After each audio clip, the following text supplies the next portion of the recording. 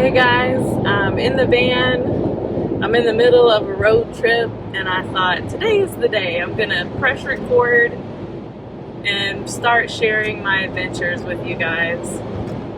So I'm currently in Arizona. I'm out here unexpectedly because I had to have my air conditioning unit looked at. It's a Cruising Comfort, and they're based out of Phoenix, so I had to drive from Kentucky and have them check my AC out. It is January, but I just wanted to make sure that it was taken care of before the warm weather rolls back around and I actually need to use it. So yeah, I'm a little nervous, but I'm really excited. Love me, hate me. This is just unfiltered here. I'm definitely not perfect, and I'm weird and interesting, and I'm just really excited to share with you guys what it's like to hang out with me and do what I do. So today, after I've wrapped up getting my AC fixed, I'm free to roam. And I've never really explored the northern Arizona into Utah region. And so that's where I'm off to today. So I'm really excited to show you guys what it's like. I'm in the van, and for those of you who don't know, I have a Ford Transit that I am slowly converting, that I've been working on for almost a year now. It's not finished. It's maybe 20% left. I got to do some cabinets. I'll show you guys later once I'm parked. So yeah, I'll catch up with you in just a bit. We're rolling into Flagstaff.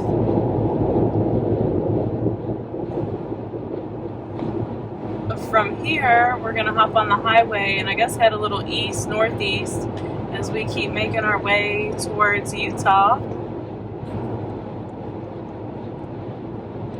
I might do a little pit stop, stock up on some food and supplies.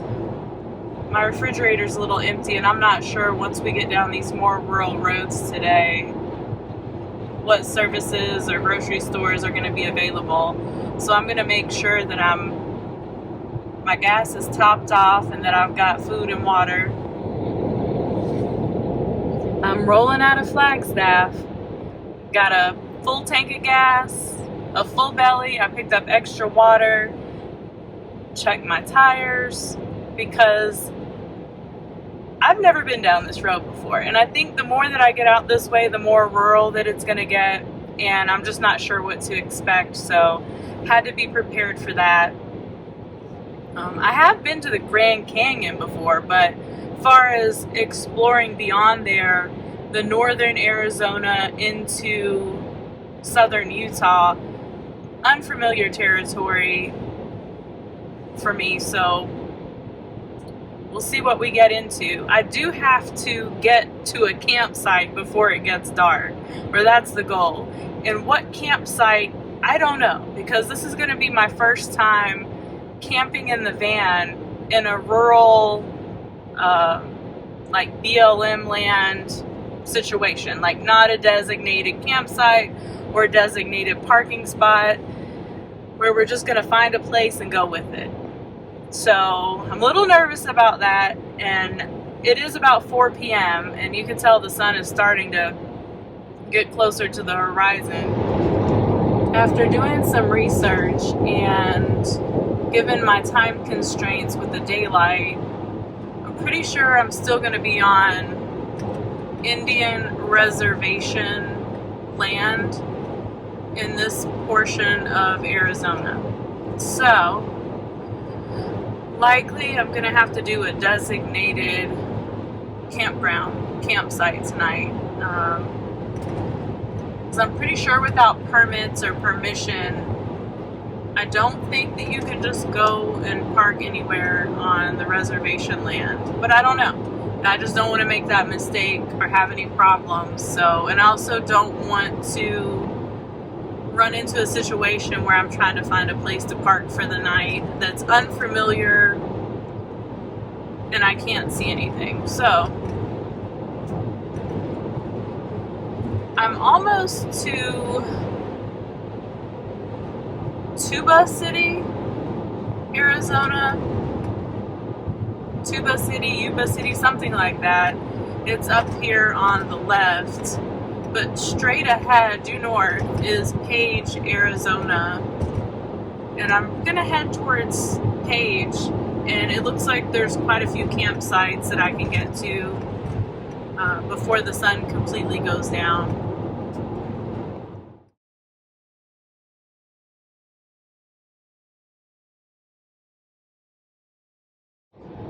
There's no cars in front of me, and there's no cars behind me.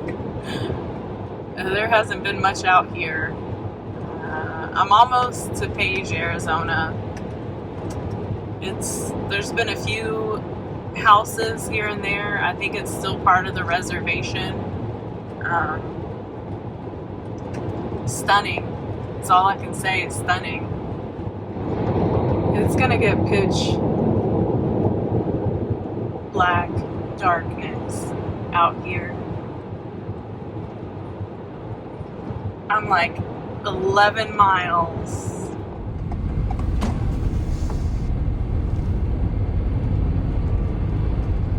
All right, we're rolling in right as it's getting dark. But it says I've got 4 miles to go. No off-road vehicle travel. All vehicles must pay a fee ahead. Well, hopefully they can take a card.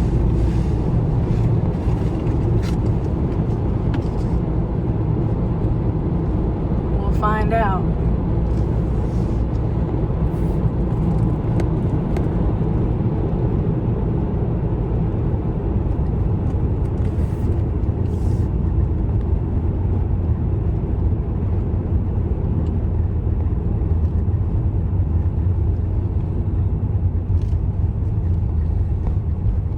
Entrance fee here. Okay.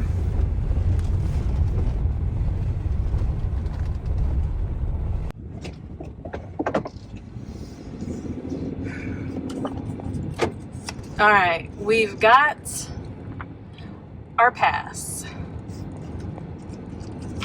And that includes camping. It says I've got 3 miles to go until I get to the actual campground.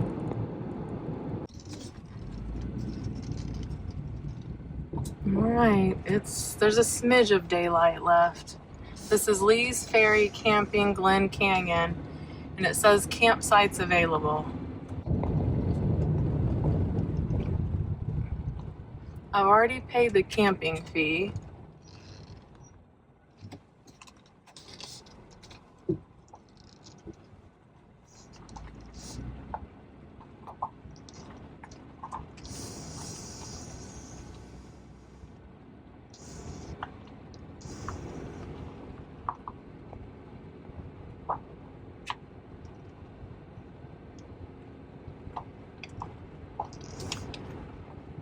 There's tons of sites available, so I guess it's just a matter of picking one and going with it.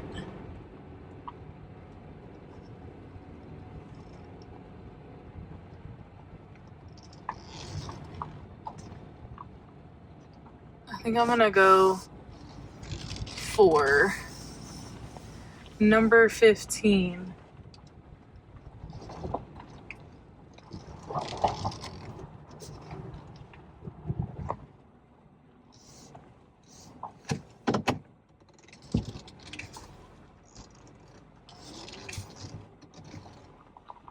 Yeah, trying to back up in the dark is not recommended.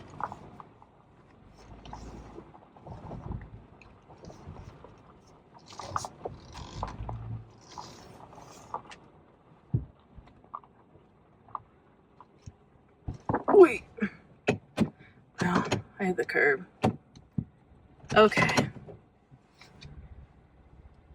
All right. We made it. All right, guys. I got the van set up for bedtime, relaxing. It was pretty easy getting into this spot. We got in here just at the right time where there was still just a little bit of daylight out so I could see to park. Unfortunately, it didn't really capture the epic view, the epic backdrop that I have to the van here. So I can't wait for the morning to be able to show you guys that. Once I got everything squared away in the van, I stepped outside. By that time, it was dark. All the way dark. The stars. You can see stars beyond stars, beyond stars. It's amazing. I've never been in a dark sky location like this where there's no light pollution. Um, there's Page, but Page is a really small town, and it's still in the middle of nowhere. So it's epic.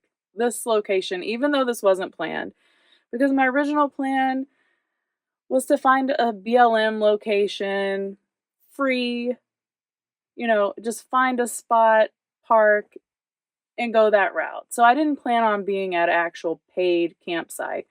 This is Lee's Ferry campground, and it's $26. So you drive in, you stop at a self-pay kiosk, you punch what you want to do, whether you want to do day use or campground, how many nights. You punch that in, you pay. I was able to use my card to pay. Gave me a little ticket, put the ticket in the dash. This campsite, when you pull in, it's just first come. So if there's a site open, you grab it. And I just got lucky. There was only 2 other people here, 2 other trailers and travel trailers. So they're down in like larger spots. And then just a little bit ago, someone pulled in a couple spots next to me. I think they're car camping. It's going to get cold tonight. I think around 29, 30 degrees. So we're going to have to stay warm. But as for me, I've got my I don't have a heater yet. So let's start over. I'm in the van, and you guys haven't seen the van yet. So don't judge me.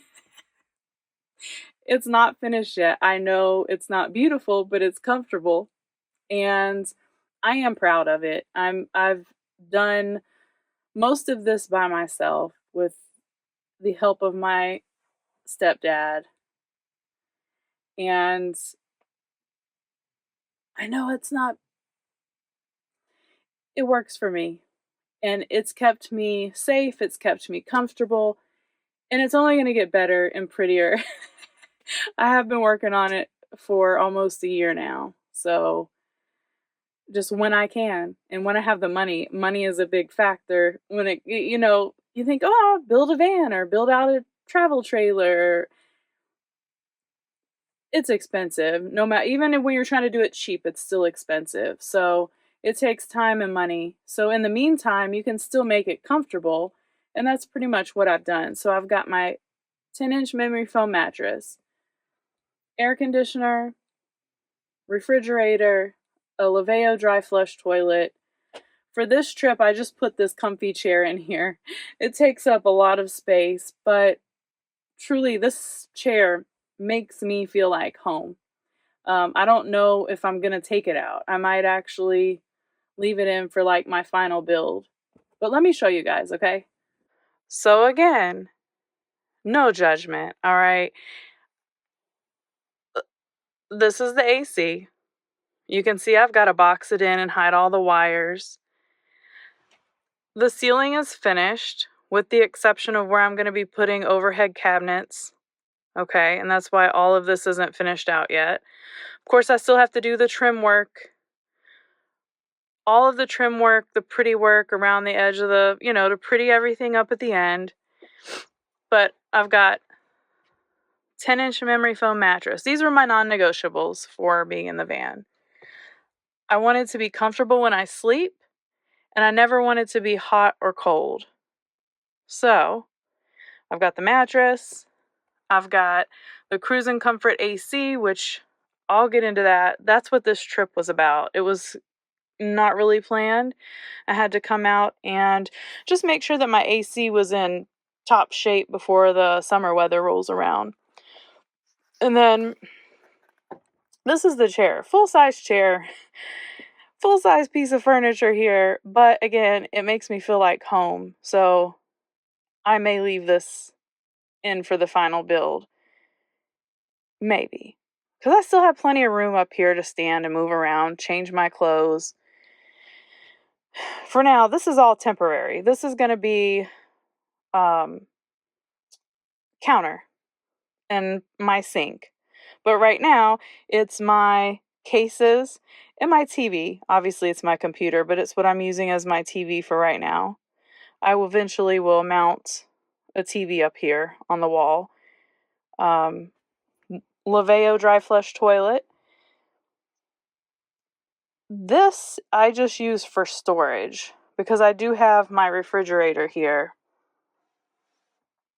which is a pretty big refrigerator. I mean, it's a pretty big refrigerator. Got the espresso hot water maker. Can't go anywhere without that, especially out here. Like tomorrow, I'm going to wake up and use that. And how do I power that? You're probably thinking. Well, I've got the, you can see the battery down there, the EcoFlow Power Kit. Only got one battery right now. So that's about like 400 amp hours. And it's got an AC side, DC side. It's an all-in-one. You'll have to look it up. The EcoFlow Power Kit. It's the Gen 2. I've had pretty good luck with it. No real issues. So you can, I have, on the AC side of things, I've got actual outlets. I can do up to 50 amps on this unit. Do I need that? No. But I do have a 50 amp power input on the side of the van, a shore power. 50 amp shore power. I also keep it charged right now with my alternator charging. So I drive a lot. This is my daily driver, and that allows me to keep it charged. Never ran out of power, with the exception of summertime, sleeping, and using the AC. So by the time next summer rolls around, I'll need one dedicated battery just for making sure throughout the night I'll be able to run the AC. It is a pretty lower draw AC, but it's still, AC is AC. And if you want the comfort of that being off-grid, meaning not plugged in and just using your batteries overnight, you're going to need a lot of battery power. So this is my van. I'm going to unwind, watch a little YouTube. I might even step back out and take a look at the stars again. There was just a slight haze, but even with the haze, it's unbelievable. So hopefully that haze is kind of cleared away to where it's like perfectly clear out. And I'm just going to go check that out one more time and then call it a night. Probably get up early and do a little walking around, see what's around here. Just, I don't know, not even at the end of the campground is the Colorado River. So we'll go check that out and get on the road. Head on to Utah. I didn't realize Utah isn't that far from here. I thought I still had a long way to go. So I won't have too far to travel tomorrow. But yeah, see you in the morning.